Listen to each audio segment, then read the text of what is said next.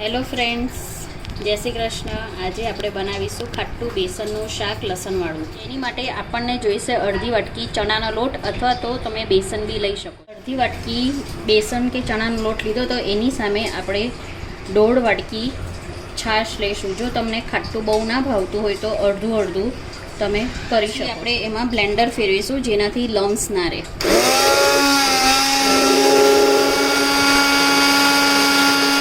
મિશ્રણ તૈયાર થવું જોઈએ જેમાં એક બી કઠ્ઠા ના રહેવા જોઈએ. હવે આપણે આને લસણ નાખીને પકવીશું. હવે આપણે બેસનને વઘારીશું. તો સૌ પહેલાં આપણે તેલ મૂક્યું છે. તેલની અંદર વઘાર માટે આપણે અજમો નાખીશું.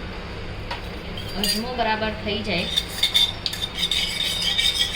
થોડી અજમાની સ્મેલ આવે ત્યાં સુધી અજમાને શેકવાનું. અજમો થઈ જાય એટલે આપણે એમાં હિંગ નાખીશું. હિંગ નાખ્યા પછી આપણે એમાં વાટેલું લસણ નાખીશું. લસણને થોડુંક સાતળવાનું એટલે એની કચાશ નીકળી જાય. સ્લાઇડ ગુલાબી જેવું થાય તો સેકન્ડ જરાક સાતળવાનું.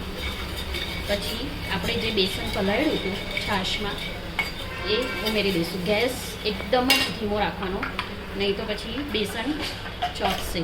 એટલે એકદમ ધીમા ગેસ પર આપણે આને થવા દઈશું. આપણે એમાં મસાલા કરીશું. એમાં આપણે નાખીશું મીઠું એકોર્ડિંગ ટુ ટેસ્ટ,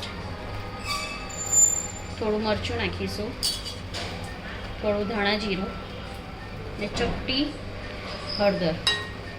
એ બધું નાખી બેસન થોડું ઘટ થાય ત્યાં સુધી મિક્સ કરવાનું. સતત ધીમા ગેસે એને હલાવવાનું, નહીં તો પછી એ ચોંટશે.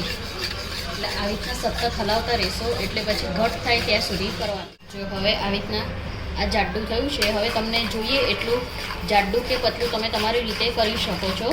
અને આને ઠરવા નહીં દેવાનું. અને આવી રીતના જ્યારે જમવા બેસવું હોય ત્યારે તરત બનાવીને તરત જ ખાઈ લેવાનું, કારણ કે ઠંડુ નહીં મજા આવે. આ ગરમ ગરમ જ સરસ લાગશે. હવે આપણું બેસન ખાવા માટે રેડી છે. હવે આપણું બેસન રેડી છે, જેને આપણે ધાણાથી ગાર્નિશ કર્યું છે. અને હવે આપણે એને ભાખરી જોડે સર્વ કરીશું. તો રેડી છે આપણું ખાટું બેસન અને ભાખરી.